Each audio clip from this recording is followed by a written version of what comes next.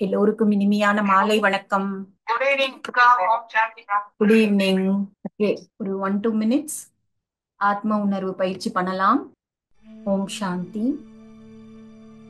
அனைவரும் உடலையும் மனதையும் ஒருமுகப்படுத்துவோம், ஸ்திரப்படுத்துவோம். நான் ஆத்மா, ஞானஸ்வரூபமான ஆத்மா, சுயத்தை அறிந்த ஆத்மா,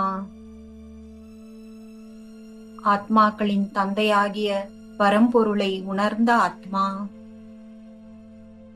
சிருஷ்டியின் முதல் இடை கடையின் ரகசியங்களை அறிந்த ஆத்மா, கர்ம விதிகளின் ஆழமான ரகசியங்களை அறிந்த ஆத்மா,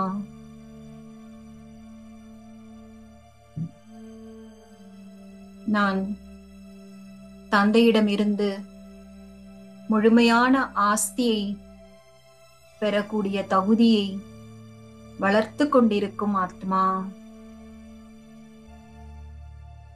என்னுடைய முழு கவனமும்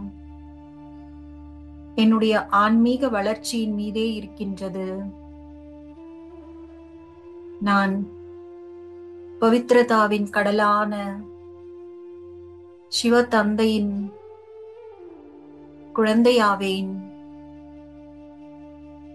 நான் மாஸ்டர் பவித்ரதாவின் கடலாவேன். நான் சாந்த ஸ்வரூபமான ஆத்மா. சாந்தியின் அதிர்வலைகள் என்னிடம் இருந்து வெளிப்பட்டு நான்காபுறமும் பரவி கொண்டிருக்கின்றன. என்னை சுற்றியுள்ள வாயுமண்டலத்தை சாந்தப்படுத்துகின்றன.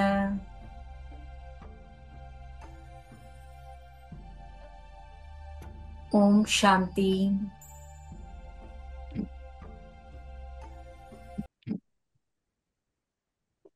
ஓகே, இன்னைக்கு நாம காலச்சக்கரத்தின் ரகசியங்கள்ல ஒரு கேள்வி பதில் அந்த ஒரு பகுதியை முடிச்சிடலாம்னு நினைக்கிறேன். சோ யாரெல்லாம் ரெடியா இருக்கீங்க இந்த சர்ப்ரைஸ் டெஸ்டுக்கு? எல்லாரும் ரெடியா? Ready sister. Ready madam. நீங்கெல்லாம் 7 days கோர்ஸ் ஒரு தடவையோ 2 தடவையோ கேட்டிருக்கீங்க. அதனால இத வந்து டெஸ்ட் மாதிரி நினைக்காம ஒரு ரிவிஷன் மாதிரி புரிஞ்சுக்கோங்க. ஓகேவா? ஏன்னா நம்ம இப்படி ஒரு தடவை ரிவைஸ் பண்ணலைன்னா நம்ம அடுத்தடுத்த பாடங்களுக்கு போகும்போது பழைய பாடங்களை மறந்துடும். ஸோ எல்லாருமே நல்லா யோசிங்க, பதில் சொல்லுங்க. ஸோ இதை வந்து புதுசா வந்திருக்கவங்க அட்டென்ட் பண்ணுங்க. நீங்க தப்பா பதில் சொன்னா கூட பரவாயில்ல, நமக்கு ஒரு சான்ஸ் கிடைக்குது கரெக்ட் பண்ணிக்கிறதுக்கு. ஓகே, ஸோ நாம வந்து காலச்சக்கரத்தின் ரகசியங்கள் டே 4ல நம்ம என்னெல்லாம் கத்துக்கிட்டோமோ அதுல இருந்து ஒரு சின்ன ரிவிஷன் மாதிரி பண்ணலாம். ஸோ முதல்ல வந்து சரியா தவறா? முதல் கேள்வி வந்து காலச்சக்கரம் நேர்கோடு ஆகும். சரியா தவறா? காலச்சக்கரம் நேர்கோடு ஆகும். தவறு மேம். தவறு. அப்ப காலச்சக்கரம் என்னது? சர்க்கிள் சுழற்சி. சுழற்சி. Very good, correct. காலச்சக்கரம் நேர்கோடு அல்ல, சக்கரம் சுழற்சி. அதனால்தான் இத டைம் சைக்கிள்னு சொல்றோம். அடுத்தது இதுவும் சரியா தவறாதான்? காலச்சக்கரம் ஒரு முறை சுழன்று முடிப்பதற்கு 2500 ஆண்டுகள் ஆகின்றன. தவறு மேம். அப்ப சரியான பதில் என்ன? 5000 பிளஸ் சங்கமும் ஒரு 100. இல்ல, எல்லாம் தான். சங்கமம் தனியா. 5000. சங்கமம்ங்கிறது சங்கமம்ங்கிறது கலியுகத்தோட இணையாக நடக்கிறது. புரியுதுங்களா சிஸ்டர்? அந்த 100 தனியெல்லாம் கிடையாது. ஓகேவா? Okay ma'am. Okay ma'am. So 5000 ஆண்டுகள் இத வந்து நம்ம ஒரு கல்பம்னு சொல்றோம். எல்லாமே ரொம்ப அருமையா பதில் சொல்லிட்டு வரீங்க. அடுத்தது துவாபர யுகம் செமி ஸ்வர்க்கம் ஆகும். சரியா தவறா? சரி மேம். நீங்க சரின்னு சொல்றீங்களா? வேற ஏதாவது பதில் இருக்கா? அது தவறு மேடம். இல்ல இங்க என்ன சொல்றோம்னா, பாதி சொர்க்கம், செமினா பாதி. துவாபர யுகம் செமி ஸ்வர்க்கம், அதாவது பாதி ஸ்வர்க்கம்ன்றோம். இது சரியா தவறா? தவறு மேம். சரியா. அப்ப திரேதா யுகம் என்ன? தவறு மேம். திரேதா யுகம் தான் செமிஸ்டர். சரி, திரேதா யுகம் தான் செமி ஸ்வர்க்கம்னா துவாபர யுகம் என்ன? பதில் சொல்லுங்க. துவாபர யுகம் செமி நரகம். ஞாபகம் வருதா? துவாபர யுகம் செமி நரகம், கலியுகம் தான் முழு நரகம். ஞாபகம் வருதா எல்லாருக்கும்? ஏன்னா உம் ஏன்னா துவாபர யுகத்துல இருந்து தான் நம்ம உடல் உணர்வுக்கு வந்துட்டோம், ஆத்ம உணர்வை மறக்க ஆரம்பிச்சோம். அப்பதான் நம்ம விகாரங்கள்ல போறோம். அதனால கொஞ்சம் துக்கங்கள் வர ஆரம்பிக்குது. அதனால அது பாதி நரகம் தான். கரெக்ட். கொஞ்சம் யோசிச்சீங்கன்னா கரெக்டா பதில் சொல்லிடுவீங்க, ஏன்னா உங்களுக்கு எல்லாமே தெரியும். அடுத்த கேள்வி. திரேதா யுகம் செம்பு யுகமாகும். சரியா தவறா? சரி மேடம்.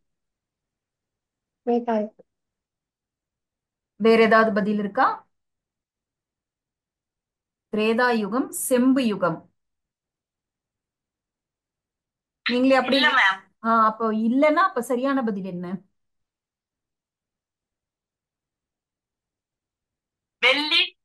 Very good.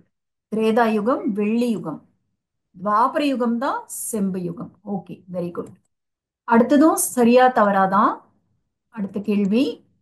தர்ம பிதாக்கள் ஸ்வர்க்கத்துக்கு செல்கின்றனர். இல்ல மேம். தவறு. சரி, சரின்னு யாரோ சொன்னாங்க. எதனாலன்னு சொல்ல முடியுமா? சரி, தவறுன்னு சொன்னவங்க எதனாலன்னு சொல்லுங்க. தர்ம பிதாக்கள் அவங்க வந்து சுழற்சியில தானே மேம் இருப்பாங்க. அடுத்தடுத்து பிறவிகள் எடுத்துக்கிட்டு தானே இருப்பாங்க. சொர்க்கம் எங்க இருக்கு? சொர்க்கமும் பூமியில தான் இருக்கு. இப்போ நீங்க சொன்ன பதில் அங்க மேட்சே ஆகலையே. எல்லாருமே அப்படி. தான் அடுத்தடுத்த பிறப்பு இறப்புல இருக்கும். இப்ப தர்ம பிதாக்கள் சொர்க்கத்துக்கு செல்கின்றனர் அப்படின்னா என்ன அர்த்தம்? சரிதான். இப்ப சரி தவறு. சொல்லுங்க. ஓகே, சரி, சின்னதா ஒரு குழம்பிட்டீங்கன்னு நினைக்கிறேன். நான் பதில் சொல்றேன். அதாவது ஸ்வர்க்கம்ங்கிறது சத்தியுகம் தானே. ஆனா தர்ம பிதாக்கள் வந்து பரந்தாமத்துல இருந்து இறங்கும் பொழுது அது என்ன யுகமாக இருக்கு? பூமி. தர்ம பிதாக்கள் முதன் முதலில் பூமிக்கு இறங்கும் பொழுது என்ன யுகமாக இருக்கிறது?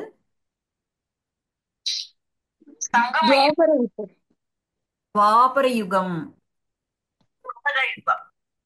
தர்ம பிதாக்கள்னா யாரு? ஒவ்வொருத்தரா மேல இருந்து வராங்கல்ல. இப்ராஹிம் வராரு, அதுக்கப்புறமா புத்தர் வராரு, அதுக்கப்புறம் எனக்கு ஒரு ஜீசஸ் கிரைஸ்ட். சோ தர்ம பிதாக்கள் முதல்ல கீழே இறங்குறதே துவாபர யுகத்துல இருந்துதான். அவங்க சத்தியுகத்தையும் திரேதா யுகத்தையும் பார்ப்பதே இல்லை. அப்ப அவங்க சொர்க்கத்துக்கு போறாங்கன்னு சொல்ல முடியுமா? முடியாது. ஆஹ் மேம் எனக்கு ஒரு டவுட் மேம். சொல்லுங்க. இப்ப அவங்க எல்லாருமே நல்ல ஆத்மாக்கள் தானே, அவங்க ம் ஏன் சத்தியுகத்துல வரல? ஃபர்ஸ்ட் பாயிண்ட் வந்து தர்ம பிதாக்கள் பரந்தாமத்துல இருந்து கீழே வரும் பொழுது எல்லா ஆத்மாக்களையும் போலவே அவங்களும் பவித்திரமானவங்க தான். ஆனா அந்த சத்தோ ரஜோ தமோ எல்லாருக்குமே இருக்கு. ஆத்மாவோட ஸ்டேஜஸ் ஹையஸ்ட், அதுல இருந்து அப்படியே லோயஸ்ட் போறது எல்லாருக்குமே இருக்கு. ஓகேவா? அதன் பிறகு நான் சொன்னேன் இல்லையா, தர்ம பிதாக்கள் கடைசியில தான் இந்த ஞானத்தை எடுப்பாங்க. அப்ப ஞானத்தை எடுத்து தாரணை பண்றதுக்கு டைம் கிடையாது. அதுக்குள்ள விநாசம் வந்துரும். தாரணை செய்தாதான். இப்ப வெறும் ஞானத்தை கேட்கறவங்க எல்லாம் சொர்க்கத்துக்கு போயிட முடியாது. அந்த ஞானத்தை கேட்டு தங்களை கொள்வது அதெல்லாம் இருக்குல்ல. சோ அதுவும் இல்லாம இந்த டிராமால வந்து தர்ம பிதாக்கள் துவாபர யுகத்துக்கு வந்தாதானே அவங்க மூலமா சில நல்ல விஷயங்கள்லாம் நடக்குது இல்ல. சோ இந்த காரணங்களால அவங்க சத்தியுகத்துக்கு போக முடியாது. முதல்ல சத்தியுகத்துக்கு போகணும்னா ஆத்ம உணர்வு பயிற்சி இருக்கணும், பரமாத்மாவை நினைவு செய்யணும், சொர்க்கத்தை உருவாக்குவதில் பங்களிப்பு தரணும், இதெல்லாம் இருக்குல்ல. புரியுதுங்களா? ஓகேவா? புரியுது புரியுது மேம். ஏன்னா டிராமா அதனாலதான் மங்களம் செய்விப்பதுன்னு அர்த்தம். ஓகே. தர்ம பிதாக்கள் சத்தியுகத்துக்கோ திரேதா யுகத்துக்கோ வருவதில்லை. அவங்க ஸ்ட்ரெயிட்டா துவாபர யுகத்துல இருந்து தான் இறங்குவாங்க. ஒரு நிமிஷம் சிஸ்டர். சொல்லுங்கப்பா. அப்ப இப்ப தர்மபிதாக்கள் வந்துட்டு அவங்களே துவாபர யுகத்துக்கு வர்றாங்க. இப்ப நம்ம எல்லாம் சத்திய யுகத்துக்கு போறோம்னா ம். இப்ப நம்ம எல்லாமே தாரணை பண்ணிட்டு போறதுனாலங்களா? கண்டிப்பா கண்டிப்பா. அதாவது ம். இப்ப வந்து துவாபர யுகத்துல இருந்து கூட மகான் ஆத்மாக்கள் எல்லாருமே வராங்க. டிராமா படி பார்த்தா அவங்க வருவதனால தானே உலகத்துக்கு ஞானம் கிடைக்குது. கொஞ்சம் மனித சமுதாயம் ரொம்ப மோசமா போகாம கட்டி காக்கப்படுகிறது. ஆனா கர்ம ம். விதிங்கிறது எல்லாருக்குமே காமன் தான். ஒருத்தருக்காக ரிலாக்ஸ் பண்றது அந்த மாதிரி விஷயங்கள்லாம் கிடையாது இல்லையா? இப்ப அந்த விநாசம் முடிந்து பரந்தாமத்துக்கு போகும் ம். பொழுது எல்லாருமே பவித்திரமாக்கப்படுகிறார்கள் இல்லையா? அப்ப வந்து இந்த ஞானம் கிடைக்கிறதுங்கிறது ரொம்ப முக்கியம். ஆமா. இப்ப இந்த ஞானம்ங்கிறதுனாலதான் நம்ம ஆத்ம உணர்வு பயிற்சி பண்ணிக்கிட்டே இருக்கோம்ல. இந்த ஆத்ம உணர்வு பயிற்சிய ம். பிரம்மகுமாரிகள் தவிர வேற எங்கேயுமே இந்த அளவுக்கு பண்ண மாட்டாங்க. ஏன்னா ஆத்மாவை பற்றின ஞானமே முழுமையாக இல்லைல்ல. சோ நம்ம பார்த்தோம் இல்லையா, ம். சத்தியுகத்துல வாழக்கூடிய அந்த தேவதைகள் எல்லாமே இயல்பாகவே ஆத்ம உணர்வோடு இருப்பாங்க. அதனால்தான் அங்க வந்து ம். அந்த சரீரம் விடும் பொழுது துக்கமே இருக்காது, அந்த பற்று சுத்தமா இருக்காது. சோ அந்த ம். பயிற்சி இங்க நடக்குது இல்ல. நம்ம தேவதை ஆயிக்கிட்டு இருக்கோம், அதனால அங்க ஆமா. பிறக்க போறோம் நீங்க வந்து சத்தியுகத்துல. நாம சத்தியுகத்தை உருவாக்குறோம். நம்முடைய வைப்ரேஷன் மூலமா சத்தியுகத்தை உருவாக்குறோம். நாம தெய்வீக குணங்களை தாரண பண்றோம். அதனால ம். நம்ம சத்தியுகத்துக்கு வரோம். சரி ஓகேங்களா? சரிங்க சிஸ்டர். இதுல ஓம் வந்து சாந்தி. இந்த நாடகத்துல யாருமே குறைந்தவர்கள் அப்படிலாம் கிடையாது. இந்த ம். நாடகத்துல ஆத்மாக்கள், தர்மாத்மாக்கள், மகானாத்மாக்கள், எல்லாருமே தேவதை ஆத்மாக்கள் எல்லாருக்குமே அழகான ரோல் கிடைச்சிருக்கு. சரிங்க. ஓகேங்களா? அதனால இவங்க குறைந்தவங்க, அவங்க மட்டமானவங்க அப்படிலாம் எதுவுமே கிடையாது. சரியா? சரி, நன்றிங்க சிஸ்டர். ஆ. சரி. அடுத்த கேள்வி. சிவன் பிரம்மாவாக அவதாரம் எடுக்கிறார். சரியா தவறா?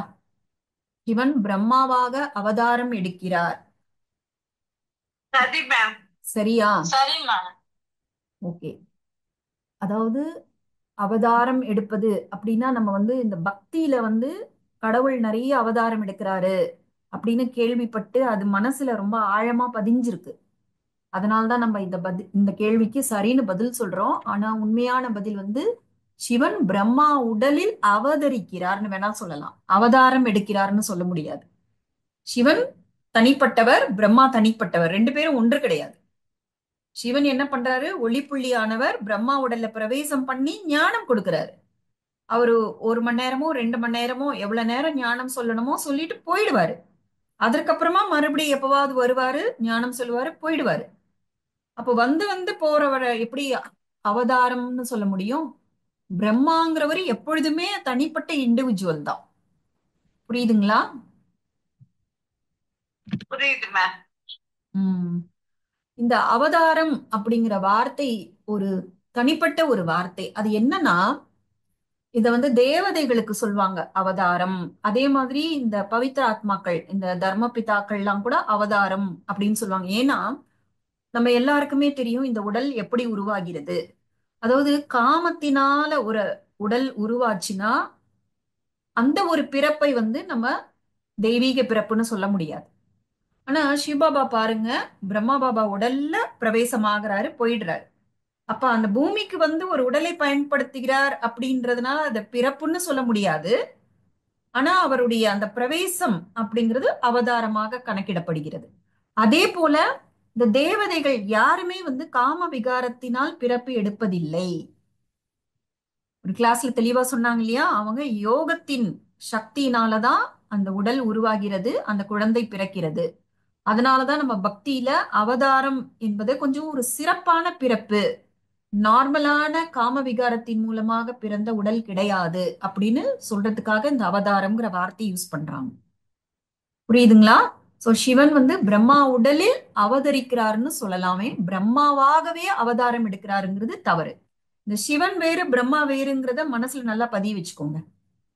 ஓகேங்களா? தெளிவா இருக்கா? அடுத்த கேள்விக்கு போலாமா? தர்ம பிதாக்களை சிவ பரமாத்மா தன்னுடைய செய்தி கொடுப்பவர்களாக பரந்தாமத்தில் இருந்து அனுப்பி வைக்கிறார். சரியா தவறா? தர்ம பிதாக்களை சிவ பரமாத்மா தன்னுடைய செய்தி கொடுப்பவர்களாக பரந்தாமத்தில் இருந்து அனுப்பி வைக்கிறார். சரி மேம். வேற ஏதாவது பதில் இருக்கா? சரி மேம். சரியா? இப்போ வந்து சரிக்கா. ஓகே, இப்போ வந்து பரந்தாமத்துல வந்து உடல் கிடையாது, அங்க பேச்சு கிடையாது. நீ இதை செய் அதை செய் அப்படின்னு பேச முடியாது. அதே போல அங்க எண்ணங்களும் கிடையாது. ஒருத்தருக்கு ஒருத்தர் எண்ணங்கள் மூலமாக நம்ம தாட் எக்ஸ்சேஞ்ச் பண்றதும் கிடையாது. அப்ப எப்படி சிவன் வந்து என்னோட செய்தி, இந்த செய்தி இருக்கு, நீ போய் சொல்லிட்டு வா அப்படின்னு சொல்ல முடியுமா? முடியாது. அவங்க முடியாது. கலியுகத்துல கேக்குறதுதானே மேம் சோதர யுகத்துல ஷேர் பண்றாங்க. அது கரெக்ட். அது நீங்க சொல்றது கரெக்ட். அதாவது டிராமால வந்து துவாபர யுகத்துல இருந்து நம்ம பக்தி பண்ணணும், அதே போல எல்லாருமே வந்து தர்ம பிதாக்கள் வந்து ஞானம் கொடுக்கணும், அதற்கான விஷயங்களை வந்து சங்கம யுகத்துல இறைவன் நேரடியாக மறைமுகமாக செய்யறாருங்கிறது உண்மைதான். ஆனா பரந்தாமத்தில் இருந்து சிவன் யாரையும் பூமிக்கு அனுப்பி வைப்பதில்லை. இன்ஃபேக்ட் தர்ம பிதாக்கள் யாருமே சிவனை சந்திக்கிறதே கிடையாது. பரமாத்மா தன்னுடைய காட்சி கொடுத்திருப்பாரு.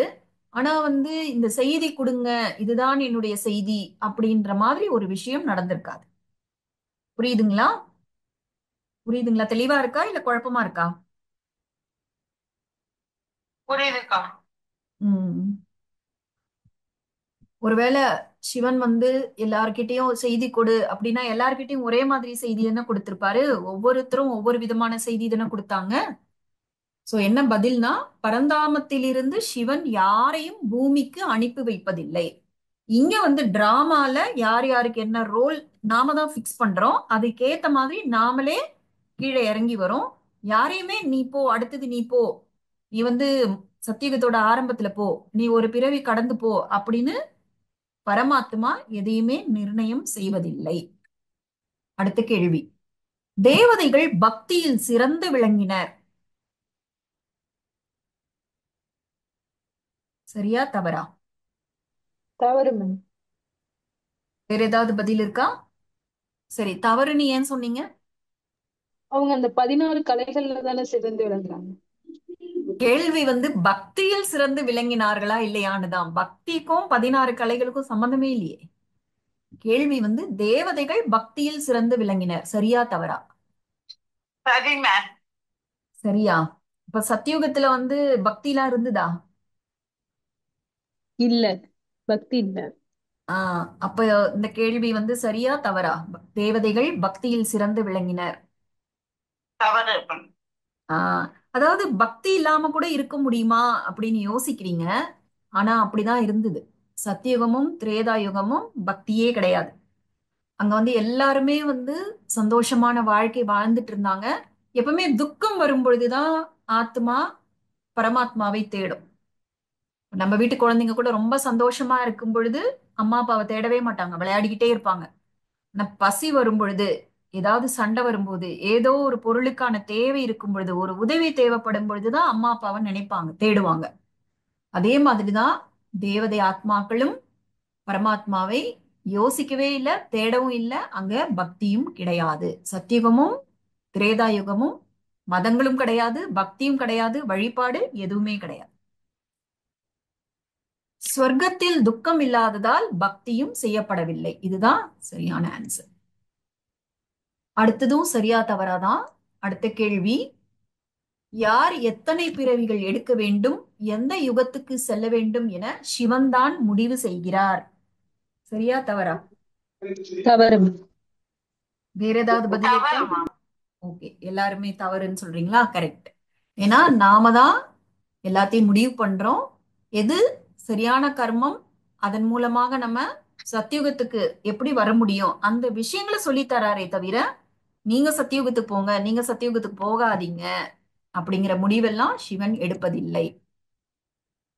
சிவன் காட்டிய வழியில் செல்வதை பொறுத்து அவரவர்தான் முடிவு செய்கின்றோம்.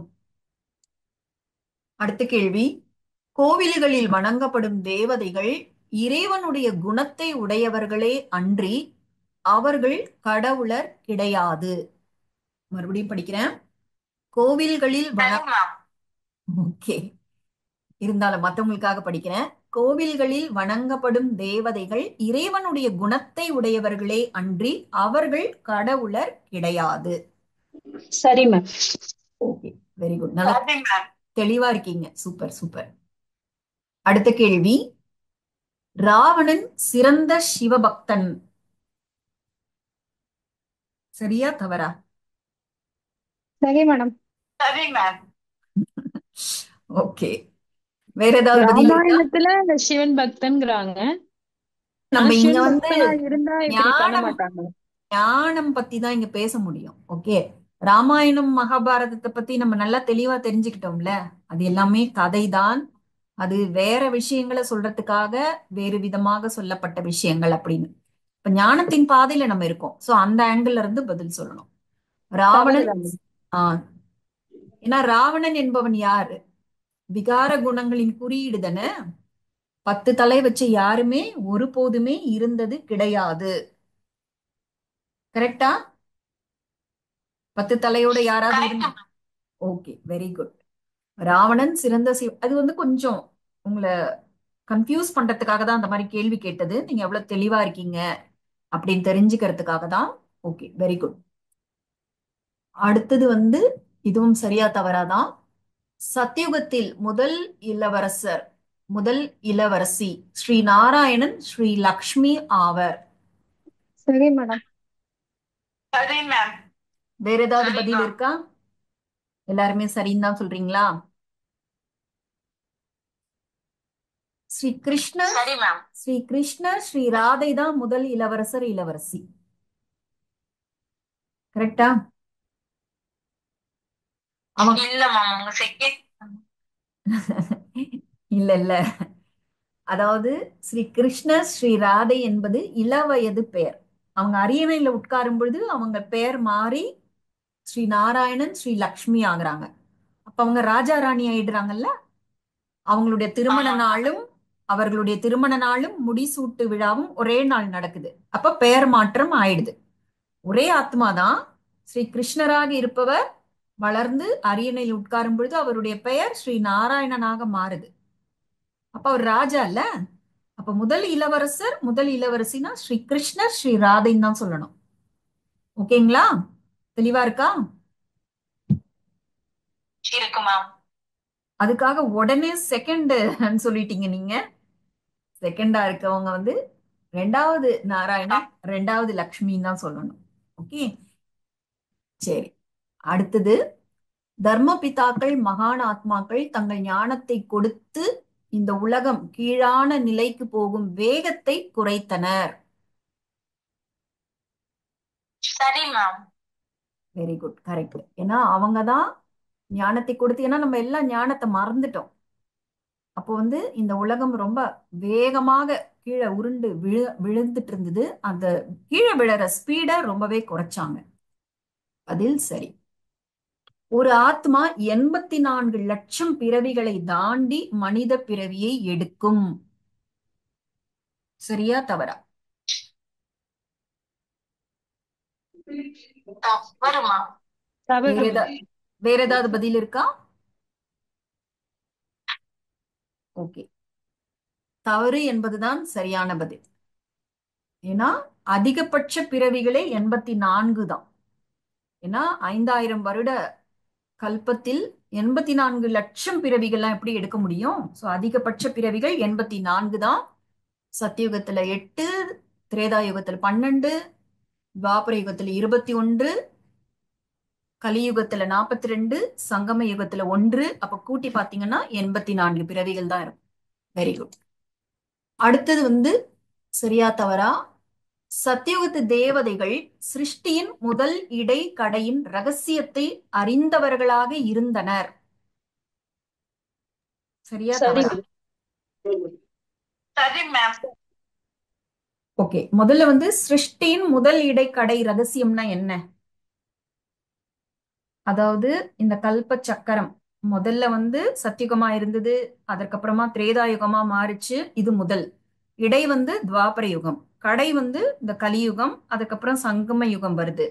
இந்த ரகசியத்தை சத்தியுகத்து தேவதைகள் அறிந்தவர்களாக இருந்தார்களா? இல்லை மேம், தவறு. இல்ல இல்ல மேம் தவறு. Okay, very good. அப்ப பாருங்க, சத்யுகத்து தேவதைகளை விட சங்கம யுகத்து பிராமணர்கள் பல படிகள் மேல. சத்யுகத்து தேவதைகளுக்கு சங்கம யுகத்துல அவங்க செய்த முயற்சியின் பலனாக ஸ்வர்க்க வாழ்க்கை கிடைக்கிறதுங்கிறது உண்மைதான். ஆனா அவர்களுக்கு இந்த ஞானம் எல்லாம் கிடையாது. ஒரு பிறவி முடிஞ்சு அடுத்த பிறவிக்கு போனோன்னு எல்லாம் மறந்துரும்ல. ஆனா இங்க சங்கம யுகத்துல நாம செய்த முயற்சி, இந்த ஞானத்தை நம்ம தாரணை செய்ததன் காரணமாக அந்த பலன் நமக்கு சத்யுகத்துல கிடைக்குது. சரியான பதில். சத்யுகத்து தேவதைகளுக்கு அவங்க ரொம்ப இயல்பான ஆத்ம உணர்வோடு குணங்களின் ஸ்வரூபமாக இருந்தார்களே தவிர ஞானம் மர்ஜ் ஆகிடும். மர்ஜ் ஆகிடும்னா என்ன? அவங்க ஞாபகத்துல இருந்து கீழே போயிடும். அதோட சங்கம யுகத்துல வந்து சிவபாபா மறுபடியும் அதை எமர்ஜ் பண்ணுவாரு. யாருக்காவது சந்தேகங்கள் கேள்விகள் இருந்தா நீங்க இங்கேயே கேட்டுக்கலாம். இதை நீங்க வாய்ப்பா பயன்படுத்திக்கோங்க. ஓகேவா? அடுத்தது வந்து கலியுகத்தில் ராதை, சங்கம யுகத்தில் ஜெகதம்பா சரஸ்வதி, சத்யுகத்தில் ஸ்ரீராதை, ஸ்ரீ லக்ஷ்மி, இவர்கள் அனைவரும் ஒரே ஆத்மாதான். கலியுகத்தில் ராதை, சங்கம யுகத்தில் ஜெகதம்பா சரஸ்வதி, சத்யுகத்தில் ஸ்ரீராதை, ஸ்ரீ லக்ஷ்மி, இவர்கள் அனைவரும் ஒரே ஆத்மாதான். சரியா தவறா? சரி மேம். வேற ஏதாவது பதில் இருக்கா? சரி மேம். ஓகே, நல்லா சரி தெளிவா மேம். இருக்கீங்க. தெளிவா இருக்கீங்க, கன்ஃபியூஸ் ஆகவே மாட்டேங்கிறீங்க. Very good, super. சரியான பதில் தான். இப்போ வந்து fill in the blanks மாதிரி கோடிட்ட இடங்களை நிரப்புக. ஓகேவா? ஒரு கல்பத்தில் டேஷ் யுகங்கள் இருக்கின்றன. 4 யுகங்கள். 4 யுகங்கள். வேறு பதில் இருக்கா?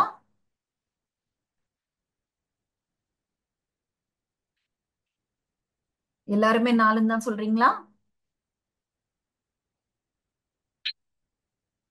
4 யுகம். அதுல கலியுகத்துல வந்து இது என்ன? சங்கம சங்கம யுகம்.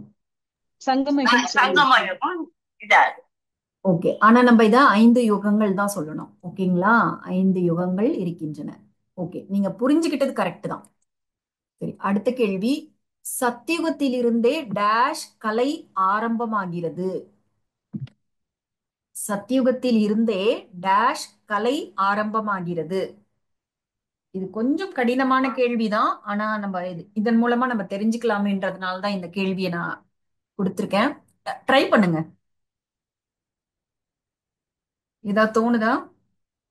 சத்தியுகத்திலிருந்தே டேஷ் கலை ஆரம்பமாகிறது. சரி, ஓகே, நானே பதில் சொல்லிடுறேன். இறங்கும் கலை. இறங்கும் கலை, ஏறும் கலை. இத பத்தி இந்த கிளாஸோட முடிவுல கூட கொஞ்சம் தெளிவு எடுத்துக்கலாம். அதாவது 16 கலைகள்ல இருந்து நம்ம கொஞ்சம் கொஞ்சமா இறங்கி 15, 14, 13, 12ன்னு வரும் இல்லையா? அதனால சத்தியுகத்தில் இருந்தே இறங்கும் கலை ஆரம்பமாகிறது. ஓகேங்களா? புரியுதுங்களா? புரியுது. சரி, புரியுதுங்கக்கா. ஓகே. சத்தியுகம் செல்வதற்கான அடிப்படையான பயிற்சி டேஷ் ஆகும். சத்தியுகம் செல்வதற்கான அடிப்படையான பயிற்சி டேஷ் ஆகும். ஆத்ம உணர்வுல இருக்கு. தூய்மையான தூய்மையா இருக்கிறதுங்கிறது நம்ம அதுவும் பயிற்சி தான். ஆனா ஆத்ம உணர்வு இருந்தாதான் தூய்மைங்கிற அந்த தூய்மையோட அந்த கரெக்டான டெபினிஷன் வர முடியும். நீங்க முன்னாடியே அந்த கேள்வி கேட்டீங்கல்ல, தர்ம பிதாக்கள் ஏன் சொர்க்கத்துக்கு வர்றதில்லை அப்படின்னா, சோ சத்தியுகம் போறதுக்கு ரொம்ப பேசிக்கான அந்த பிராக்டிஸ் வந்து ஆத்ம உணர்வு. சோ ஆத்ம உணர்வு இருந்தாதான் நம்ம தூய்மை பத்தி நினைச்சு கூட பார்க்க முடியும். இல்லைன்னா அது மேலோட்டமான தூய்மையாகத்தான் இருக்கும். அடுத்தது வந்து துவாபர யுகத்திலிருந்து டேஷ் தூய்மைதான் இந்த உலகத்தை தாங்கி பிடித்திருந்தது. துவாபர யுகத்திலிருந்து டேஷ் தூய்மைதான் இந்த உலகத்தை தாங்கி பிடித்திருந்தது. அதாவது நான் ஒரு சின்ன க்ளூ மட்டும் கொடுக்குறேன். அதாவது ஒரு சில பேர் இருக்கிறாங்க, அவங்களோட தூய்மை தான் துவாபர யுகத்திலிருந்து இந்த உலகத்தை தாங்கி பிடித்திருந்தது. இதை ஒரு தடவை கிளாஸ்ல கூட பிரியா சிஸ்டர் கூட மென்ஷன் பண்ணியிருந்தாங்க. நான் க்ளூ கூட கொடுத்திருந்தேனே சில பேரோட. இது யாரு? ஓகே, நான் பதில் சொல்றேன், ஞாபகம் வருதா பாருங்க. சாது சந்நியாசிகளின் தூய்மைதான். ஏன்னா சாது சந்நியாசிகள் என்ன பண்ணாங்க? வீட்ல இருந்தா பிரம்மச்சரியத்தை ஃபாலோ பண்ண முடியாதுன்னு சொல்லி வீட்டை விட்டுட்டு காட்டுக்கு போனாங்க. இறைவனை தேட முடியும், அப்பதான் ஆன்மீகத்துல போக முடியும். ஏன்னா காமம்ங்கிறது அது ஒரு மிகப்பெரிய கொடிய நோய், நம்மளை விடாது அப்படின்னு வீட்டை விட்டுட்டு காட்டுக்கு போனாங்க. ஆனா இப்போ வந்து இறைவன் சொல்ற விஷயமே வேற. எல்லாருமே வீட்டுலதான் இருக்கணும், தூய்மையா இருக்கணும் அப்படிங்கிறாரு. ஆனாலும் இந்த நாடகம் என்பது மங்களம் செய்விப்பது அப்படிங்கிறதுக்காக இந்த பாயிண்ட சொல்வாரு. சாது சந்நியாசிகள் அப்படி தூய்மையாக இருந்ததுனாலதான் இந்த உலகம் வந்து ஓரளவுக்கு தாங்கி பிடிக்க முடிஞ்சுது அப்படின்னு சொல்றார். அதனாலதான் எப்பவுமே சாது சந்நியாசிகளுக்கு, அதுவும் இப்ப கலியுகத்தோட இறுதியில இதெல்லாம் எடுத்துக்க முடியாது. அப்போ முன்னாடி இருந்த அந்த சாது சந்நியாசிகள்லாம் ரொம்பவே வணக்கத்துக்குரியவர்களாக இருந்தார்கள். சரி, இப்ப வந்து கேள்வி பதில் மாதிரி 5 யுகங்களிலும் சிறந்த யுகம் எது, ஏன்? நீங்க அந்த பேரையும் சொல்லணும், ஏன்ற காரணமும் சொல்லணும். 5 யுகங்களிலும் சிறந்த யுகம் எது, சத்தியோகம். ஏன் சொல்லுங்க. அது ஏன்னா அங்க வந்து எந்த விதமான இதுவும் கிடையாது, எல்லாருக்கும் ஒரே மதம், ஒரே இது, ஆஹ், எந்த பாகுபாடுமே இல்லை. ஓகே, வேற ஏதாவது பதில் இருக்கா? யோசிங்க. இன்பங்கள் மட்டுமே இருந்தது, எந்த விதமான ஓகே, துன்பங்களோ. இப்ப வேறு பதில் கேக்குறேன். வேற 5 யுகங்களிலும் சிறந்த யுகம் எது, வேறு பதில் இருக்கா? இல்லப்பா, நீங்க சத்தியுகம்னு சொல்லிட்டீங்க, இதை தவிர வேற பதில் இருக்கான்னு கேக்குறேன். யோசிங்க எல்லாரும். ஓகே, நானே பதில் சொல்றேன். 5 யுகங்களிலும் சிறந்த யுகம் எது? இப்ப நீங்க அந்த 5 யுகங்களுக்கான ஒரு டேபிள் மாதிரி போட்டு கொடுத்தோம்ல. சத்தியுகத்தை என்ன யுகம்னு சொன்னோம்? தங்க யுகம்னு சொன்னோமா? ஞாபகம் இருக்கா? ஆமா. சங்கம யுகத்தை என்ன யுகம்னு சொன்னோம்? வைர யுகம்னு சொன்னோமா? தங்கம் விலை வைரம். உயர்ந்ததா, வைரம் விலை உயர்ந்ததா? வைரம். வைரம். அப்போ 5 யுகங்களிலும் சிறந்த யுகம் எது? சங்கம யுகம். சங்கம யுகம். சங்கம யுகம். என்ன சிஸ்டர், இப்போ பழைய உடம்புல இருக்கோம், நிறைய நோய் வருது, நிறைய பிரச்சனைகள் இருக்கு, கர்ம கணக்குகள்லாம் செட்டில் ஆகணும், எப்படி இத போய் வைர யுகம் சிறந்த யுகம்னு சொல்றீங்களே அப்படின்னு கேக்குறீங்களா? சரி, நான் பதில் வைர யுகம் வந்து சங்கம யுகம் அதுதான் சிறந்த யுகம்னு சொல்லிட்டேன். அட்லீஸ்ட் ஏன்னு நீங்க பதில் சொல்லுங்களேன். ஏத்துக்க முடியுதா சங்கம யுகம் தான் சிறந்த யுகம்னு? முடியுதா இல்லையா? எடுத்துக்கிறது கொஞ்சம் கஷ்டமா தான் மேம் இருக்கு. ஏன்னா சங்கம யுகத்துலதான் நம்ம ஏறும் கலையில இருக்கோம். ஃபர்ஸ்ட் பாயிண்ட் வந்து நம்மளோட ஆத்மா பேட்டரி சார்ஜிங் ஆகுது, சார்ஜிங் ஆகிட்டே இருக்கு. நம்மளோட எதிர்காலம் பத்தி யோசிக்கும் பொழுது நம்ம என்ன நினைக்கிறோம்? ஆஹா, நம்ம ஸ்வர்க்கத்துக்கு போக போறோம், இந்த உலகம் மறுபடியும் மாறப்போகுது. இதை தவிர பரமாத்மாவை சந்திக்கிற வாய்ப்பு, ஒரே ஒரு வாய்ப்பு சங்கம யுகத்துல மட்டும்தான் கிடைக்குது.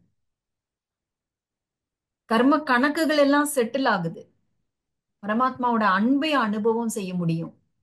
இந்த ஞானம் நமக்கு தெரியுது. இது நாடகம்னே தெரியாம இருந்தோம்ல, நம்ம ஆத்மானே தெரியாம இருந்தோம், இது நாடகம்னு தெரியாம இருந்தோம், எவ்வளவு பற்றுல போய் மாட்டிக்கிட்டு இருந்தோம். இன்னும் நீங்க இப்ப எல்லாருமே கொஞ்சம் பேசிக்ல தான் இருக்கீங்க, இன்னும் அட்வான்ஸ் ஸ்டேஜுக்கு போக போக இந்த சங்கம யுகத்தின் மூலமாக நம்ம நிறைய இந்திரியங்களுக்கு அப்பாற்பட்ட சுகத்தை அனுபவம் பண்ணும்.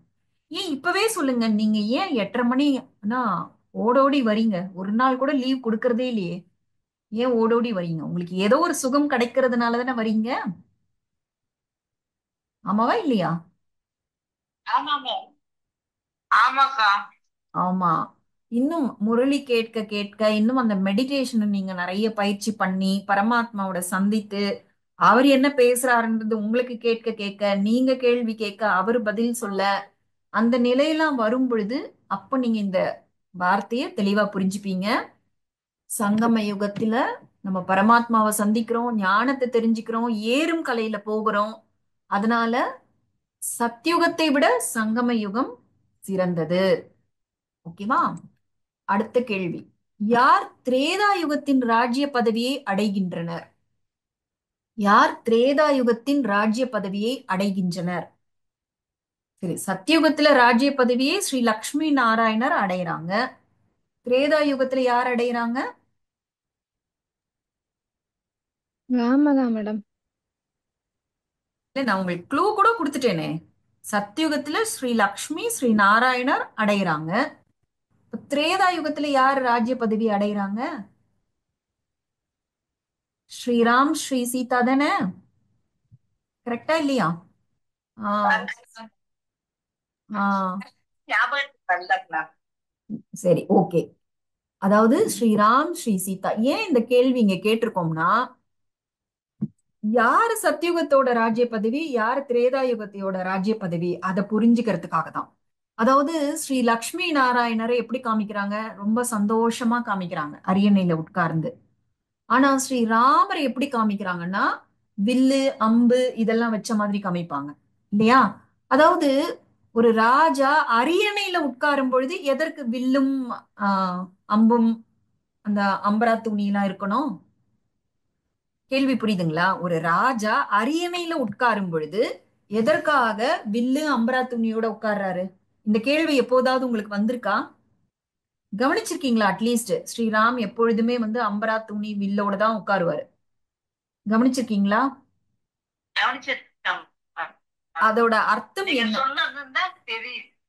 அதனுடைய அர்த்தம் என்னன்னா, இப்ப சங்கம யுகத்துல ஞானம் தெரிந்த பிறகு மாயை ஜெயிக்கிறவங்க சத்தியுகத்துக்கு போயிடுவாங்க. சத்தியுகத்தோட ராஜ்ய பதவியை அடைவாங்க. ஆனா கடைசி வரைக்கும் மாயை கிட்ட சண்டை போட்டுக்கிட்டே இருக்கிறாங்க பாருங்க, அவங்கதான் திரேதா யுகத்துல அந்த ராஜ்ய பதவியை அடைவார்கள். புரியுதுங்களா இந்த விளக்கம்? கடைசி வரை மாயை கூட சண்டை போட்டுக்கிட்டே இருந்தா வில்லு அம்போட ஸ்ரீராம் அரியணையில உட்கார்ந்து இருக்கிற மாதிரி காமிக்கிறதோட அர்த்தம் தான் இது. புரியுதா? எல்லாருக்கும் குழப்பமா இருக்கா? புரியுது மேம். ஓகே. இதெல்லாம் புரியுதுக்கா. இது ஆக்சுவலா கொஞ்சம் மேலோட்டமா தான் புரியும். இன்னும் இந்த மாயையோட சண்டை போடுறது இதெல்லாம் பின்னாடி நடக்கும். அப்போ உங்களுக்கு அட்லீஸ்ட் இப்ப நீங்க ஒரு தடவையாவது கேட்டாதான் அடுத்தடுத்து கேட்கும் பொழுது உங்களுக்கு ஞாபகத்துக்கு வரும். ஓகே, நல்லது. 33 கோடி தேவர் தேவதைகள் இப்பொழுது எங்கே இருக்கின்றனர்? திரேதா பூமியில் திரேதாயுகத்தோட கடைசி வரைக்கும் அந்த தேவதைகளோட எண்ணிக்கை 33. அவங்க இப்ப எங்க இருக்காங்கன்னா, பிறப்பு இறப்பு சக்கரத்தில் வந்து தாங்கள் தான் தேவதைகள் என்பதையே மறந்து என்ன பண்றாங்க? தங்களுடைய ஜட சித்திரங்களையே வழிபட்டு கொண்டிருக்கின்றனர். கரெக்டா இல்லையா? தாங்கள் தான் correct ma'am. தேவதைகளாக இருந்தோங்கிறதையே மறந்துட்டு பிறப்பு சக்கரத்துல வந்துட்டாங்கல்ல. தங்களோட போட்டோ தங்களோட சிலைகளையே வழிபட்டு கொண்டிருக்கின்றனர். கரெக்டா? Correct ma'am. ஓகே, நல்லது. இப்ப வந்து நம்ம இப்ப இதுல என்ன காமிச்சிருக்கோம்னா, ஒரு மரம் இருக்கு. அந்த மரம் என்பது ஒரு விதையிலிருந்து தான் ஆரம்பிக்கும். அந்த விதையிலிருந்து வேர் வரும். வேர்ல இருந்து தண்டு வரும். தண்டுல இருந்து தான் கிளைகள் வரும். கிளைகள்ல இருந்து உபகிளைகள் வரும், இலைகள் வரும். இது வரைக்கும் கிளியரா? புரியுது மேம். ஓகே. புரியுதுங்கக்கா. இப்ப விதையாக இருப்பது சிவபாபா. ஏன்னா அவர்தான் பிறப்பு சக்கரத்துல வர்றது இல்ல. அவருக்கு எல்லா ஞானமும் இருக்கு. மத்த ஆத்மாக்களுக்கு சார்ஜிங் கொடுக்கிற அளவுக்கு அவர்கிட்ட சக்திகள் நிறைந்திருக்கு. அதனால சிவபாபா விதையா இருக்காரு. எப்படி ஒரு விதை வந்து கண்களுக்கு தெரியாதோ அது போல சிவபாபாவும் கண்களுக்கு தெரியாம மறைமுகமாக இருக்கின்றார். இப்ப பிரம்மா குமாரிகள்னா என்ன நினைச்சுக்கிறாங்க? இங்க யாரோ ஒரு சாமியார் இருக்கிறாங்க, யாரோ குரு இருக்கிறாங்க, அவங்க சொல்றதையும் இவங்க சொல்லிட்டு இருக்காங்க, அப்படிதான் எல்லாரும் நினைக்கிறாங்க. ஆனா விதை போல மறைந்து இருப்பவர் சிவபாபா. அடுத்தது வேர். வேர் கூட அந்த அளவுக்கு வெளியில தெரியாது. ரொம்ப அந்த பக்கத்துல போய் பாக்குறவங்களுக்கு தான் அந்த வேர் தெரியும். மற்றபடி வேர் கூட கண்களுக்கு தெரியாது. அதாவது இந்த மரம் எதை குறிக்குதுன்னா, இது மனித சிருஷ்டி மரம். நம்ம பக்தியில கூட கல்ப விருட்சம் அப்படின்னு சொல்றோம் இல்லையா? சோ இந்த மனித சிருஷ்டியோட மரம், அதை பற்றின விளக்கம் தான் இப்ப பார்த்துட்டு இருக்கோம். சோ விதையாக சிவபாபா. சோ விதையிலிருந்து வரக்கூடிய வேர்கள் தான் பிரம்மா குமார் குமாரிகள். அதாவது சிவனை பிரம்மாவோட வாய் வழியாக வந்த ஞானத்தின் மூலமாக அறிந்து கொண்ட எல்லாருமே பிரம்மா குமார் குமாரிகள் தான். இப்ப நாம எல்லாம் யாரு? பிரம்மா குமாரிகள். குமாரிகள். குமாரிகள். அதாவது ஒயிட் ட்ரெஸ் போட்டாதான், இல்ல வந்து சரண்டர் ஆனாதான், இல்ல சென்ட்ரலயே போய் செட்டில் ஆனாதான் அப்படியெல்லாம் கிடையாது. சோ இந்த ஞானத்தை கேட்டு தன்னை ஆத்மான்னு புரிஞ்சுக்கிறாங்க, சிவ பரமாத்மாவை புரிஞ்சுக்கிறாங்க அப்படின்னாலே அவங்க பிரம்மாவோட குழந்தைகளாக ஆகிவிடுகிறார்கள். சோ இவங்க வந்து தன்னுடைய பேட்டரியை சார்ஜ் பண்ணிக்கிறாங்க. பிரம்மா குமார் குமாரிகள் தங்களுடைய ஆத்மா பேட்டரியை சார்ஜ் பண்ணிக்கிறாங்க. அப்ப அவங்க மூலமா மற்றவர்களுக்கும் சார்ஜிங் நடக்கும். அதனால பிரம்மா குமாரிகள் வந்து வேர் பகுதியில் இருக்கிறார்கள். அப்போ விதை ஆயிடுச்சு, வேர் ஆயிடுச்சு, அதற்கப்புறமா தண்டு. தண்டுன்னு வரும் பொழுது இந்த பிரம்மா குமாரிகள் சத்தியுகத்துல தேவதைகளாக பிறப்பெடுக்கிறோம். அதுக்கப்புறமா அதுல கொஞ்சம் கலைகள் குறைந்து அந்த அளவுக்கு நிறைய தண்டனைகள் வாங்கிதான் தூய்மை ஆகுறாங்க. அந்த மாதிரி வர்றவங்க எல்லாம் திரேதா யுகத்துக்கு வந்துருவாங்க. அதாவது கொஞ்சமா தான் ஞானம் கேட்டிருப்பாங்க, இல்ல கொஞ்சமா தான் தாரணை பண்ணியிருக்கேன் அப்படிங்கிறவங்க எல்லாம் திரேதா யுகத்துக்கு வந்துருவாங்க. அவங்களும் தண்டு பகுதியில தான் இருக்காங்க. சோ இப்ப விதை சிவபாபா, வேர் பகுதியில இருக்கிறவங்க பிரம்மா குமார் குமாரிகள். அதுல முக்கியமான 2 பேர் வந்து பிரம்மா பாபாவும் மம்மாவும். இவங்களை பத்தி எல்லாம் நம்ம ஏற்கனவே தெரிஞ்சுக்கிட்டோம். அதற்கப்புறமா தண்டுல இருக்கிறவங்க தேவதைகள். 2 கோடி தேவதைகள் சத்தியுகத்துல வராங்க. மிச்சம் இருக்கிற 31 கோடி தேவதைகள் திரேதா யுகத்துல வராங்க. சோ இந்த தண்டுல இருந்துதான் கிளைகள் வருது. அப்போ ஒவ்வொரு கிளையும் ஒரு மதத்தை சேர்ந்தவர்கள். அதாவது இப்ராஹிம் மூலமாக இஸ்லாம் மதம், புத்தர் மூலமாக புத்த மதம், அதற்கப்புறமா கிறிஸ்டியானிட்டி கிறிஸ்தவ மதம், சன்னியாசி தர்மம், சீக்கிய மதம், முகமது நபி மூலமா முஸ்லிம் மதம், இப்படி ஒவ்வொரு கிளையாக பிரியுது. இதுதான் வந்து மரத்துல கிளைகள்னு சொல்றோம். அதுக்கப்புறமா ஒவ்வொரு கிளைக்கும் உபகிளைகள் இருக்கும்.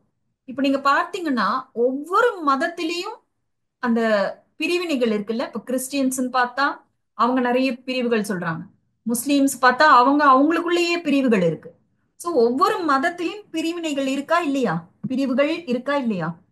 பிரான்ச்சஸ் இருக்குமா? அதுதான் வந்து அந்த கிளையில இருக்கக்கூடிய உபகிளைகள். அப்ப அங்க இருக்கிற இலைகள் எல்லாமே ஒவ்வொரு ஆத்மாக்களை குறிக்கின்றது. இதுதான் கல்ப விருட்சம். மறுபடியும் சொல்றேன். சோ விதையாக கண்களுக்கு தெரியாம இருப்பவர் சிவபாபா, வேர் பகுதியாக இருப்பது பிரம்மா குமார் குமாரிகள். இப்ப யாருக்குமே தெரியாது நம்ம என்ன கிளாஸ் பண்ணிட்டு இருக்கோம், நம்ம எதுக்காக இந்த கிளாஸ் எல்லாம் கேட்டுட்டு இருக்கோம்.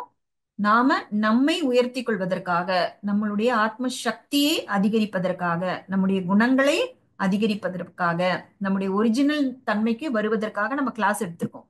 பட் யாருக்காவது புரியுமா? என்னமோ ஆன்மீக கூட்டமா என்னமோ பண்ணிட்டு இருக்காங்க அப்படிதானே நினைப்பாங்க. சோ அதனால நாம கூட அதிகமாக வெளியில தெரியவே மாட்டோம். வேறு மாதிரி இருக்கோம் நம்ம. ஆனா தண்டு அது சத்தியுகத்துல வெளிப்பட ஆரம்பிச்சிரும் இல்லையா? அதனாலதான் சத்தியுகத்து தேவதைகளும் திரேதா யுகத்து க்ஷத்ரியர்களும் நமக்கு இங்க தண்டு பகுதியில காமிச்சிருக்காங்க. இந்த 33 கோடி பேர் அந்த திரேதா யுகத்தோட இறுதியில வந்து துவாபர யுகம் ஸ்டார்ட் ஆகும் பொழுது தர்ம பிதாக்கள் வந்து ஒவ்வொரு தர்மத்தையும் ஸ்தாபனை செய்யறாங்க. அதெல்லாம் கிளைகளாக காண்பிக்கப்பட்டிருக்கு. இந்த கிளைகளுக்குள்ள நிறைய பிரிவுகள் வருது. அதுதான் வந்து உபகிளைகள் அப்படின்னு சொல்லப்படுது. சோ இந்த இலைகள் எல்லாமே இப்போ உலகத்துல இருக்கக்கூடிய 800+ கோடி ஆத்மாக்களை குறிக்கின்றது. இப்ப இந்த சத்தியுகத்து தேவதைகளும் துவாபர யுகத்து சத்திரியர்களும் எல்லாரும் வந்துட்டு கடைசியில ஏதாவது ஒரு கிளையில போய் செட்டில் ஆயிடுவாங்க. அதாவது சில பேர் வந்து வேற மதத்துக்கு போயிருப்பாங்க, சில பேர் இந்து தர்மத்தை ஃபாலோ பண்ணுவாங்க. அவங்கதான் தேவி தேவதா தர்மம் அப்படிங்கறதே மறந்துட்டு இந்து தர்மத்துக்கு போயிடுவாங்க. சோ இந்த மாதிரி தான் இது நடக்குது. இப்ப நான் சொன்னது எல்லாமே கிளியரா இருக்குங்களா? அடுத்த படத்துக்கு போலாமா? ஓகேக்கா. போலாம். Okay okay. இப்ப நீங்க இந்த விளக்கம் புரிஞ்சுக்கோங்க, அப்புறம் படம் பார்த்தோன்னே உங்களுக்கு தெளிவா புரியும்.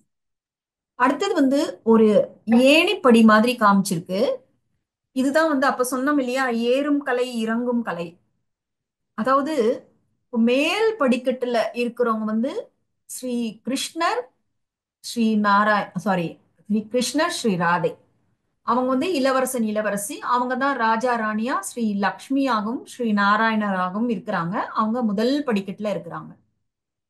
இப்ப முதல் படிக்கட்டுல இருந்து இறங்கி இறங்கி இறங்கி வரும்பொழுது 8 பிறவிகள் இல்லையா? அங்க 8 படிக்கட்டு இருக்கு. அதாவது ஒவ்வொரு படிக்கட்டும் ஒரு பிறவியை குறிக்கிறது.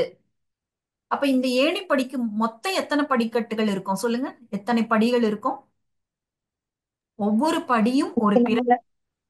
84. கரெக்ட். 84 பிறவிகள்ன்றதுனால 84 படிகள். சோ திரேதாயுகத்துல வரும் பொழுது எத்தனை படிக்கட்டுகள் இருக்கும்? 12 படிக்கட்டுகள் இருக்கும். ஏன்னா 12 பிறவிகள்.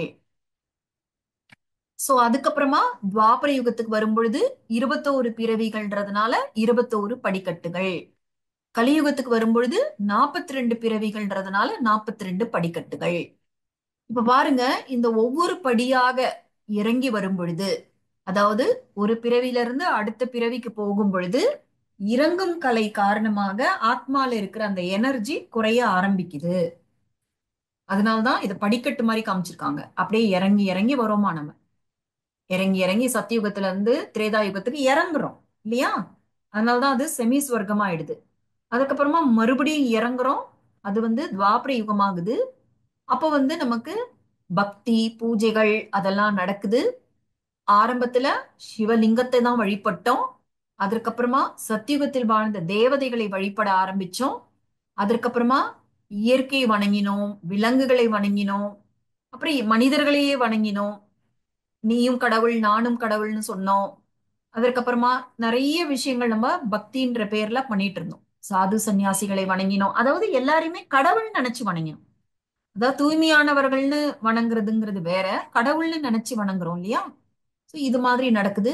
அதற்கப்புறமா கலியுகத்துக்கு வரும்பொழுது இன்னும் நிறைய இறங்கி இறங்கி இறங்கி இறங்கி வந்து அந்த விகார குணங்கள்லாம் ரொம்ப அதிகமாயிடுச்சு, ரொம்ப மோசமாயிடுச்சு, அறியாமை ஜாஸ்தி ஆயிடுச்சு.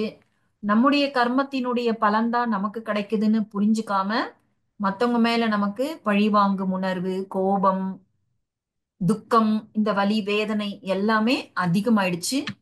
அப்ப வந்து நிறைய பிரிவினைகள், மதங்களுக்குள்ள சண்டை, தர்மத்தை ஏற்படுத்தினதே வந்து மனிதர்கள் ரொம்ப மோசமான நிலைக்கு போகக்கூடாதுன்னு. ஆனா அந்த தர்மங்களே சண்டைக்கு காரணமாயிடுச்சு. நீ இந்த மதத்தை சேர்ந்தவன், நீ இந்த மதத்தை சேர்ந்தவன் ஒருத்தரை ஒருத்தர் அடிச்சுக்கிற மாதிரி நிலைமையெல்லாம் வந்து ரொம்ப கீழான நிலைக்கு வந்துட்டோம். அப்ப இந்த கடைசி படிக்கட்டு வரும் பொழுது அந்த 84வது படிக்கட்டுல நமக்கு மறுபிறவி கிடைக்குது. சிவபாபா நம்மை தத்தெடுக்கிறாரு, தன்னுடைய குழந்தைகளாக பிரம்மா மூலமாக தத்தெடுக்கிறாரு. அப்ப என்ன நடக்குது? ஏறும் கலை ஸ்டார்ட் ஆகுது. இப்ப என்ன நடக்குது? நமக்கு ஆத்மா பேட்டரி சார்ஜிங் ஆக ஆரம்பிக்குது. எப்படி இறங்கி வந்தோமோ இந்த மாதிரி இறங்கி வர்றதுக்கு நமக்கு 5000 வருடங்கள் ஆகுது. ஆனா ஏறுவதற்கு வெறும் 100 வருடங்கள் தான். அதாவது 5000ன்னு சொல்ல முடியாது, 5000 மைனஸ் 100. ஆனா ஏறும் கலைக்கு வெறும் 100 வருடங்கள் தான் சங்கம யுகம். அதில் நமக்கெல்லாம் வந்து அந்த 100 வருடங்கள் கூட கிடையாது, அதை விட குறைவான வருடங்கள். ஆனா இந்த குறைவான வருடங்களிலேயே நம்ம ஏறி ஏறி ஏறி சத்தியுகத்தோட முதல் படிக்கு போயிடுவோம். அதாவது என்ன அர்த்தம்னா, இப்ப நீங்கவே படிக்கட்டுல ஏறுறீங்கன்னா உங்களுக்கு கஷ்டமா இருக்கும். அதே லிஃப்ட்ல போனா, லிஃப்ட்ல போனா எப்படி இருக்கும் சொல்லுங்க? ஈஸியா இருக்கும், டைமும் கம்மியா இருக்கும்ல. சீக்கிரமா போயிடும். ஆமா, அதுதான் இங்க நடக்குது. அப்போ சிவ பரமாத்மா நமக்கு டீச்சராகவும் சத்குருவாகவும் வந்து இந்த படிக்கட்டுகளை ரொம்ப சுலபமாக சீக்கிரமாக ஏறி முடிப்பதற்கான வழிமுறைகளை நமக்கு கொடுக்கிறார். இது எல்லாமே இன்னும் நம்ம அட்வான்ஸ் கோர்ஸ்ல போக போக தான் வரும். ஆனா இந்த விஷயங்களை நீங்க தெரிஞ்சுக்கணுங்கிறதுக்காக தான் இங்க சேர்த்திருக்கோம். சோ இங்க சங்கம யுகத்துல ஏறும் கலை நடக்குது. ஒவ்வொரு படிக்கட்டுலயும் ஏறி ரொம்ப ஃபாஸ்டா போயிட்டு நம்ம அந்த தமோ பிரதானத்துல இருந்து தமோ, தமோல இருந்து ரஜோ, ரஜோல இருந்து சத்தோ, சத்தோல இருந்து சதோ பிரதானத்துக்கு போய் சேர்ந்துடுவோம். இதுதான் இந்த ஏணிப்படிகளுடைய இந்த சித்திரம் நமக்கு காமிக்குது. இந்த படத்தையும் அப்புறமா கொஞ்சம் ஜூம் பண்ணி பாருங்க, உங்களுக்கு அந்த குட்டி குட்டியான விஷயங்கள் நிறைய தெரிய வரும். ஓகே, இப்ப வந்து ஒரு மரத்தை பிக்சர்ல காமிச்சிருக்கோம். அது என்னன்னா, என்ன மரம் இது? ஆலமரம். ஆலமரம். அதனுடைய சிறப்பம்சம், தனிப்பட்ட ஒரு விஷயம், மற்ற மரங்களிலிருந்து வித்தியாசப்படுகிற ஒரு விஷயம். விழுதுகள் ரொம்ப தொங்கும். விழுதுகள் இருக்கும் நிறைய. அந்த விழுதுகள் தொங்கி என்ன பண்ணுது? பூமியில புதைஞ்சு திருப்பி வருது. இன்னும் ஸ்ட்ராங் ஆக்குது. வெரி இன்னும் குட். ஸ்ட்ராங் ஆக்குது. ஆமா, அந்த விழுதுகள் பூமியில் பதிந்து அந்த மரத்தையே தாங்கி பிடிக்குது. இப்ப எதற்காக இந்த மரத்தை பத்தி பேசுறோம்னா, நம்மளோட இந்த மரம் என்பது இந்த சிருஷ்டியை குறிக்குது. ஓகேங்களா? இப்ப சத்தியுகத்திலும் திரேதா யுகத்திலும் தேவி தேவதைகள் இருந்த சமயத்துல தேவி தேவதா தர்மம் இருந்தப்போ இந்த சிருஷ்டின்ற மரத்தை தேவி தேவதைகள் தாங்கி கொண்டிருந்தார்கள். அதுதான் அந்த மரத்தோட மெயின் தண்டு. ஆலமரத்துக்கு மெயின் தண்டு இருக்கும் இல்லையா?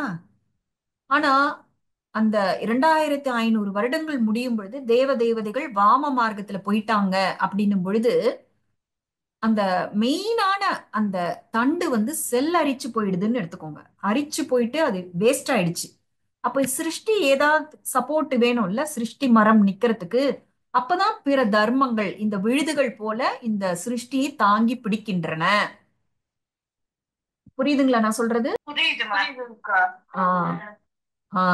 சோ மற்ற தர்மங்கள் அந்த மெயின் தண்டு இதுல உண்மையாகவே சில ஆலமரங்கள் அப்படி இருக்கும். அதாவது மெயின் தண்டு காணாம போயிருக்கும். அது எங்க போச்சுன்னே தெரியல, அந்த அளவுக்கு அது நாசமா போயிடுச்சு. அப்போ மற்ற விழுதுகள் தான் அந்த மரத்தை தாங்கி பிடிச்சிருக்கும். அதே போலதான் இந்த பிற தர்மங்கள் தான் இந்த சிருஷ்டியை தாங்கி பிடித்திருந்தன. ஆனா நல்லா யோசிச்சு பாருங்க, கலியுகத்தோட இறுதியில இப்ப விழுதுகளும் சல்லரித்து போய்விட்டன.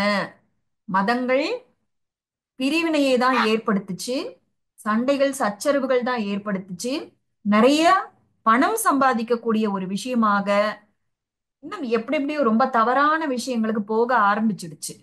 அப்பதான் சிவ பரமாத்மா இந்த சக்கரத்துக்குள்ள தலையிட்டு மறுபடியும் அந்த மெயின் தண்டை உருவாக்குறாரு. விதை, வேர், தண்டு, விழுதுகள், சிருஷ்டி. இப்ப இந்த மொத்த ரகசியங்களும் புரியுதுங்களா? புரியுதுங்க மேடம். Okay, very good. புரியுதுங்கக்கா. இப்ப இதை புரிஞ்சுக்கும் பொழுதுதான் நாம இந்த கல்ப சக்கரத்தின் ரகசியங்கள் எனக்கு புரியும்னு சொல்ல முடியும். ஓகேமா? சோ படிக்கட்டு ஏறுறோம் அப்படின்னா நம்ம மேல மேல போவோம். அதே போல ஆத்மா ஒவ்வொரு விஷயத்தையும் நீங்க ஞானத்தை தெரிஞ்சுக்க தெரிஞ்சுக்க அடுத்தது அடுத்ததுன்னு போக போக போக உங்களோட கலைகள் ஏறும். ஆனா சத்தியுகத்திலிருந்து அது தானாகவே மெதுவா இறங்கி இறங்கி வந்துரும். சோ இந்த ஏறுவதும் இறங்குவதும் தான் நம்முடைய கல்ப சக்கரத்தின் ரகசியமாக இருக்கின்றது. ஏன்னா இந்த கல்ப சக்கரம்ங்கிறது ஒரே மாதிரி தான் சுத்திட்டு இருக்கு. ஒரு கல்பத்துல சத்தியுகம், திரேதா யுகம், துவாபர யுகம், கலியுகம், சங்கம யுகம்னா அடுத்த கல்பத்திலயும் அதே தானே வருது. நாம இதே சக்கரத்துல சுத்தி சுத்தி வரோம். சோ ஏறுவதும் இறங்குவதுமாக நமக்கு இந்த சிருஷ்டி நாடகம் இடைவிடாமல் நடந்து கொண்டே இருக்கின்றது. அதனால்தான் அந்த பக்தியில அந்த ஸ்ரீ கிருஷ்ணரோட கையில அந்த சக்கரம் இடைவிடாமல் சுத்துற மாதிரி காமிச்சிருக்காங்க. ஓகேங்களா? சோ இதோட இந்த கேள்வி பதில் நிகழ்ச்சி முடிஞ்சு போச்சு. ஒரு தடவை எல்லாருக்கும் ரிவைஸ் ஆகியிருக்கும்னு நினைக்கிறேன். அதே போல ஏதாவது விடுபட்ட விஷயங்களும் இங்க ஓரளவுக்கு கவர் பண்ணியிருப்போம் அப்படின்னு நினைக்கிறேன். சோ நீங்க எல்லாம் என்ன ஃபீல் பண்றீங்க? யூஸ்ஃபுல்லா இருந்ததா? நல்லா இருந்ததுமா. நல்லா இருந்ததுக்கா. Very good. இந்த தடவை எல்லாருமே நல்ல பதில் சொன்னீங்க. நான் கூட இன்னைக்கு கேள்வி பதில் நான் எதிர்பார்க்கவே இல்லை. நேத்து வராததுனால நான் இன்னைக்கு வந்தேன். ஆனா சர்ப்ரைஸ் டெஸ்ட்ல கூட நீங்க இந்த அளவுக்கு கரெக்டா பதில் சொல்லியிருக்கீங்க. ரொம்ப சந்தோஷமா இருக்கு. சரி, ஒரு சின்ன மெடிடேஷன் பண்ணலாமா? மெடிடேஷன் பண்ணிட்டு இந்த கிளாஸ் முடிச்சுக்கலாம். ஓகே. இப்ப நாம ஒவ்வொரு குணமாக நம்ம பார்த்துட்டு வரோம். அந்த வகையில இன்னைக்கு நம்ம அன்பு அப்படிங்கிற அந்த குணத்தை பார்க்கலாம். ஓம் சாந்தி. சுய உணர்வுக்கு வாருங்கள். நான் ஆத்மா. என்னுடைய ஒரிஜினல் குணங்களை எமர்ஜ் செய்து கொண்டிருக்கின்றேன். அன்பு என்னுடைய உண்மையான குணம். நான் அன்பு ஸ்வரூபமான ஆத்மா. இந்த காலச்சக்கரத்தின் ரகசியங்களை அறிந்த பிறகு நான் என்னை எப்பொழுதுமே ஆத்மாவாக அனுபவம் செய்கின்றேன். என்னை சுற்றியுள்ள அனைத்து மனிதர்களையும் ஆத்மாவாகவே பார்க்கின்றேன். அவர்கள் நான் இருக்கும் குடும்பத்தில், நான் இருக்கும் வீட்டில் இருப்பவர்களாக இருந்தாலும் சரி, என்னுடைய தொடர்பில் வருபவர்களாக இருந்தாலும் சரி, அனைவரையும் ஆத்மாக்களாக பார்க்கின்றேன்.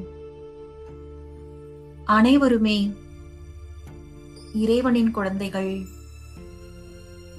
இறைவனுடைய அறிமுகம் கிடைத்தவர்களாக இருந்தாலும் சரி, இறைவனுடைய அறிமுகம் கிடைக்காதவர்களாக இருந்தாலும் சரி, அனைவருமே சிவ தந்தையின் குழந்தைகள்தாம். சிவ பரமாத்மா அனைத்து ஆத்மாக்களையும் தன்னுடைய குழந்தைகளாகவே பார்க்கின்றார். நானும் அனைத்து ஆத்மாக்களையும் என்னுடைய சகோதர ஆத்மாக்களாக பார்க்கின்றேன். அனைவருமே ஈஸ்வரனுடைய குடும்பத்தை சேர்ந்தவர்கள். பரந்தாமத்தில் அனைவருமே ஒரே குடும்பமாக இருந்தவர்கள். அனைவருமே இந்த சிருஷ்டி நாடகத்தின் நடிகர்கள். ஒவ்வொருவரும் அவரவருக்கு கொடுக்கப்பட்ட பாட்டை நடித்துக் கொண்டிருக்கின்றனர்.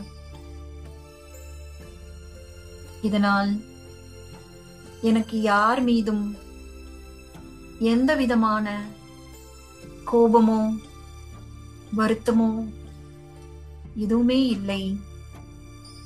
அனைவரையும் சமமாக பார்க்கின்றேன். இறைவன் என் மீது எவ்வளவு அன்பு வைத்திருக்கின்றாரோ அந்த அளவு நானும் என்னுடைய சகோதர ஆத்மாக்களை நேசிக்கின்றேன். அவர்கள் தெரிந்தும் தெரியாமலும் செய்த தவறுகளை மன்னிக்கின்றேன். அவர்கள் எப்படி இருக்கின்றார்களோ அப்படியே ஏற்றுக்கொள்கின்றேன். இதனால் என்னுடைய மனம் எப்பொழுதுமே சாந்தியை அனுபவம் செய்து கொண்டிருக்கின்றது. அன்பின் கடலானவர் என் மீது கருணை உள்ளம் வைத்து ஞான ரத்தினங்களை எனக்கு அளித்துக் கொண்டே இருக்கின்றார். அவரது அன்பால் நான் நிறைந்து இருக்கின்றேன். பரந்தாமத்தை பாருங்க, அங்க சிவ தந்தையை பாருங்க. பிரகாசமாக ஜொலிக்கின்ற நட்சத்திரம்.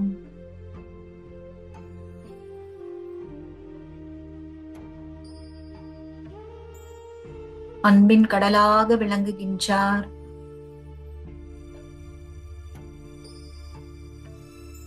பசுமை நிற ஒளிக்கிரணங்கள் சிவ தந்தையிடமிருந்து வெளிப்பட்டு என் மீது மழையாக பொழிகின்றன.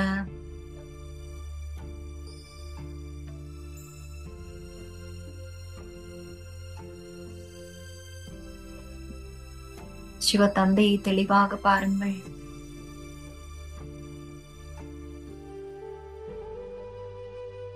அவரது அன்பு உள்ளத்தை அனுபவம் செய்யுங்கள்.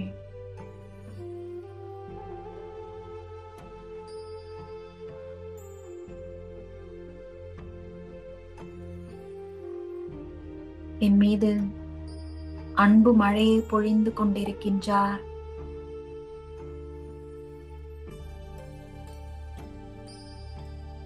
வெகு காலமாக பிரிந்திருந்த நாங்கள் ஒன்று சேர்ந்து விட்டோம். இத்தனை காலங்களாக தனக்குள் தேக்கி வைத்திருந்த அன்பை என் மீது மழை போல பொழிகின்றார். பரமாத்மாவின் அன்பு சுயநலமற்றது, எந்த நிபந்தனைகளும் இல்லாதது. அவர் என்னை நான் எப்படி இருக்கின்றேனோ, யாராக இருக்கின்றேனோ அப்படியே ஏற்றுக்கொள்கின்றார். அந்த அன்பில் மூழ்கிவிடுங்கள்.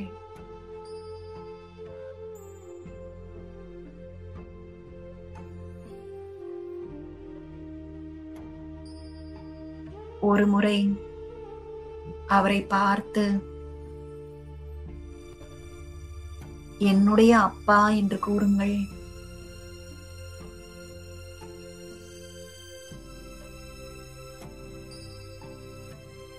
அவரும் என்னுடைய குழந்தாய் என்று கூறுவதை அனுபவம் செய்யுங்கள்.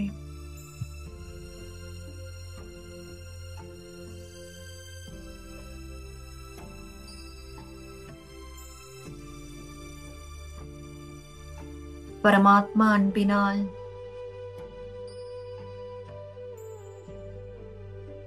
நான் நிறைந்து விடுகின்றேன்.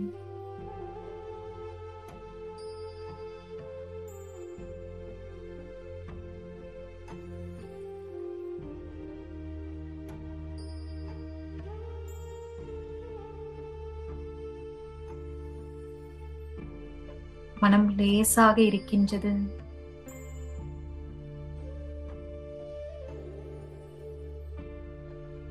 எனக்குள் இருந்த வெற்றிடம் நிரம்பி விட்டதை போன்ற அனுபவம் ஏற்படுகின்றது. நான் அன்பினால் நிறைந்திருக்கின்றேன். இப்பொழுது என்னுடைய கடமை, என்னுடைய சகோதர ஆத்மாக்கள் அன்பின் சக்தியில் குறைந்திருக்கின்றனர். அவர்களுக்கு எந்த ஒரு பாரபட்சமும் இல்லாமல் சதா அன்பின் எனர்ஜியை கொடுத்து கொண்டே இருக்கின்றேன். ஓம் சாந்தி.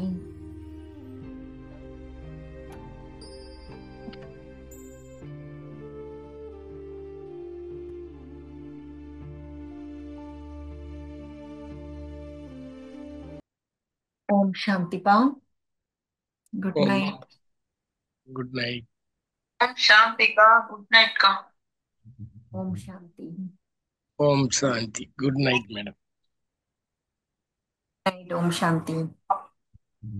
ஓம் சாந்தி.